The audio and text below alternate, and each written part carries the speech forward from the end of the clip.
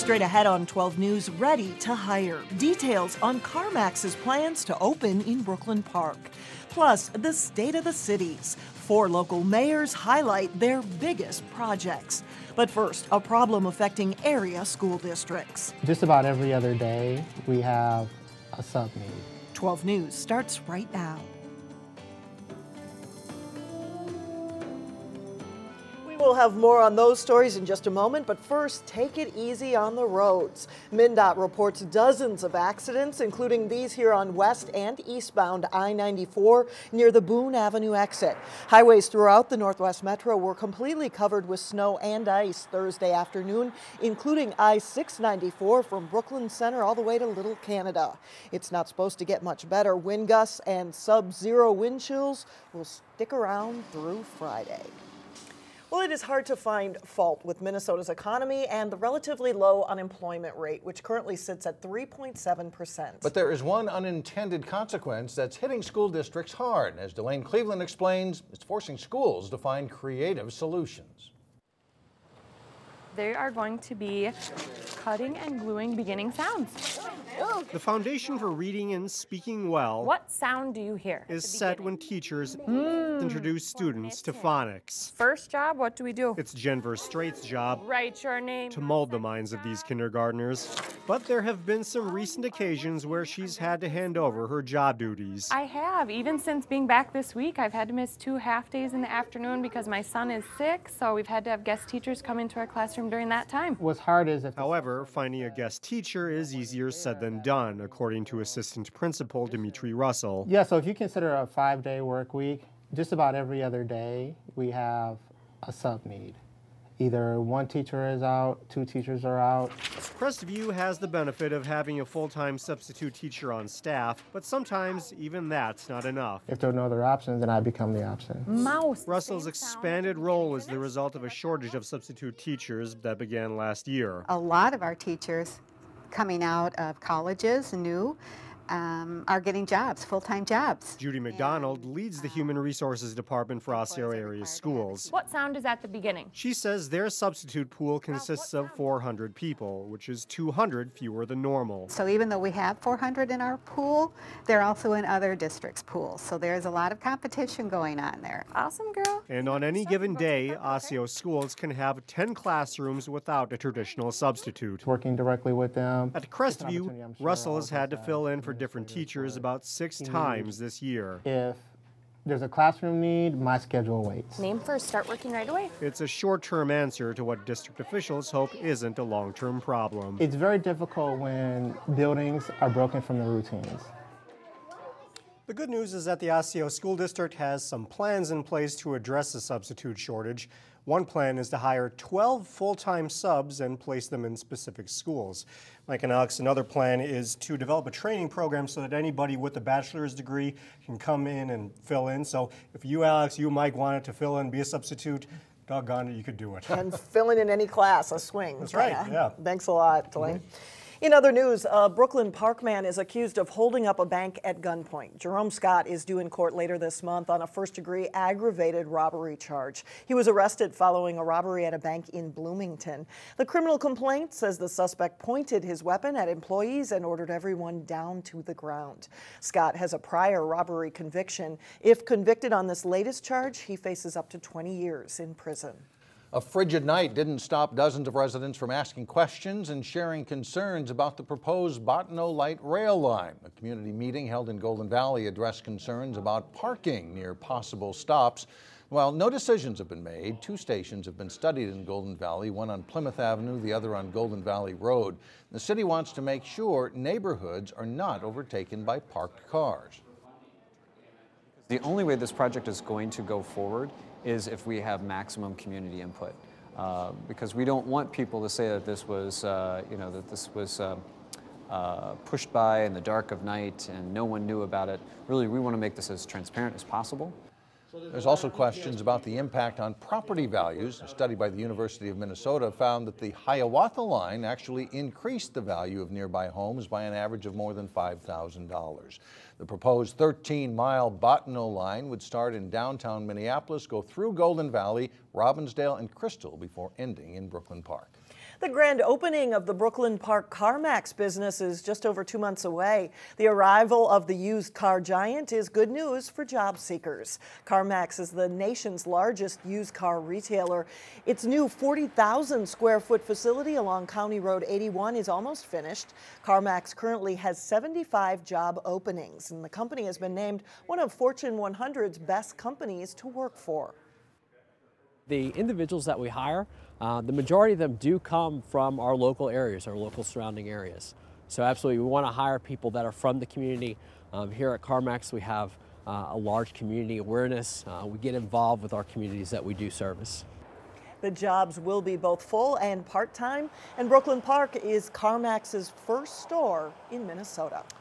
Now to the state capitol, where Governor Dayton hopes to increase the gasoline tax and raise license tab fees to pay for road improvements. But his proposal is getting mixed reaction. I love it. I love this proposal. Why? Why? Because of wear and tear on my car and everything else you can name. It's not right, because we don't make more money. If we make more money, we can pay more, but because the life is expensive, so. Dayton's proposal would also add a new half-cent sales tax in the Twin Cities metro area to help fund road, bridge, and transit projects. This would generate $5.8 billion over a 10-year span. Well, yeah, and I remember the bridge collapsing. It was on my son's wedding day, and yeah, we don't want that to happen again. The thing I'd like would be if it would just be for a year or 2 years and then get rid of it rather than keep it. Republicans, though, not on board with Dayton's idea. They believe transportation funding could come from a budget surplus and MnDOT savings. 4 local mayors gave their annual State of the Cities report today to the North Hennepin Area Chamber of Commerce. Development was the key word, as each city had a banner year bringing in new retail, housing, and commercial projects. Reporter Shannon Slatton has more. Each year we build on and add to our successes to our community. As the City of Brooklyn Center celebrated 100 years, Mayor Tim Wilson emphasized the importance and excitement surrounding a new amphitheater. We've had a couple of years of diligent grassroots fundraising efforts by a team of citizens who have volunteered their time on this committee. They've raised more than $340,000.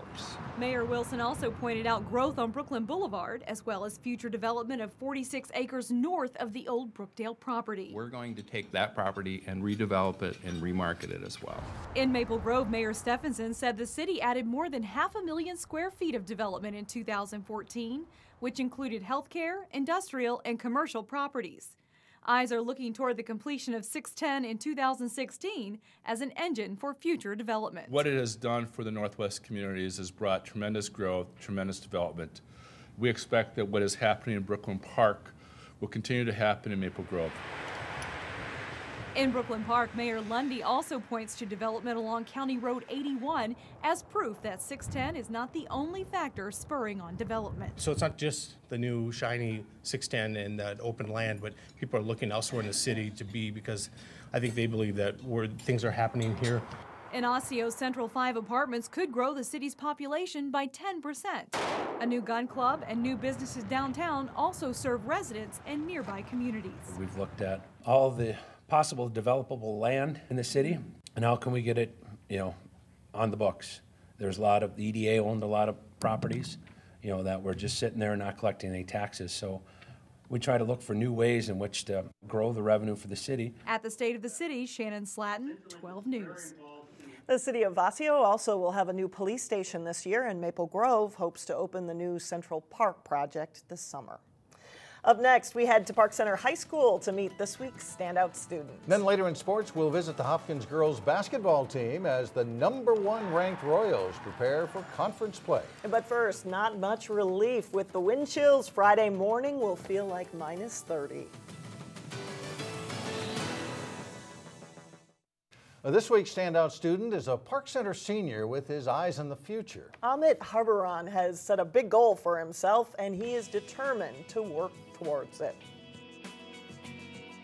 Final discussion On Hamlet, your thoughts, final thoughts? A classroom discussion at Park Center High School offers the chance to see what 17-year-old Amit Harbaran brings to the table. Hamlet has definitely taught us that the people who are closest to us in our life, have the most power to hurt us. The Park Center senior is insightful and smart, dedicated and driven. He's one of these kids that gets along with everybody. He has incredible people skills.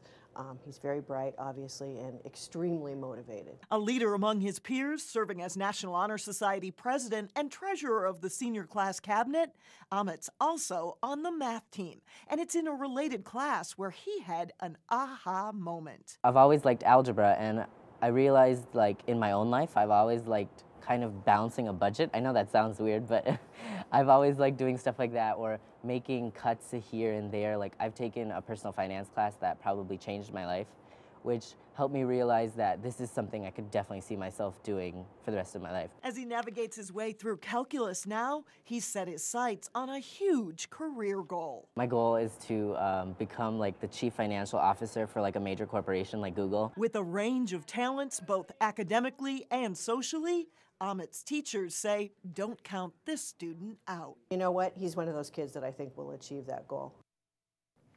Amit will attend the University of Wisconsin-Madison, where he plans to study finance, and he also plans to get a law degree. His parents are probably happy to hear that he can balance a budget. Not many kids are interested in doing that. I know my college students weren't. Not so interested? No. Coming up, a story fit for a king in New Hope. But first in sports, John Jacobson has the story of a big turnaround for one local girls basketball program. They've ascended to a familiar spot at the top of the rankings. The Hopkins girls basketball team is the new #1 team in the Class 4A ratings in Minnesota. The Royals knocked off former #1 Eastview in the St. Olaf tournament. That avenged an overtime loss to the Lightning earlier this season, seen here. That's the Royals' only defeat. The tournament meeting with Eastview was December 31st, meaning Hopkins has had some extra practice time lately. It's a good thing because I feel like we've worked very hard and we deserve a break, but it's also a bad thing because it's you get that much time off, then you have to come back here, and for as hard as our practices are, it's you have to get pushed really hard, so it's a good and bad thing. With us having a break, a team can't watch us, to get prepared for us, and we also have time to prepare and practice for the next game, and I guess we had time to get off our feet too, so I think it's a good thing. The Royals are 11-1 as they get set to open play in the Rugged Lake Conference. Hopkins is ranked #1, Minnetonka #2, and Edina #10. The Royals take on a good Edina squad Friday. 6'5", 6'3", about 20 a night, and Jill Morton, they're very good. I think we have to make it a full court game. I think we want to try to neutralize their size inside. If we let them set up and we let them, pack it in defensively, we're in for a long night. They're very well coached. They play extremely hard, but, we'd like to think that if we can make it a full court game in transition, that's going to neutralize 6'5" in the middle. Tip-off is at 7 o'clock Friday at the Lindbergh Center. While they aren't quite a top 10 team, it's been a pretty amazing turnaround for the Wayzata girls basketball team this winter. The Trojans are 7-4 this season and riding a 4-game winning streak. That's after winning just 3 games all of last season. Players are glad that some hard work is paying off in more wins this winter. It's super exciting to be part of this team, especially as a captain. It's exciting to see the team step up and play together more so than last year. It's just we're making huge steps each and every game, and I think we're doing great, working hard in practice and moving up together as a team.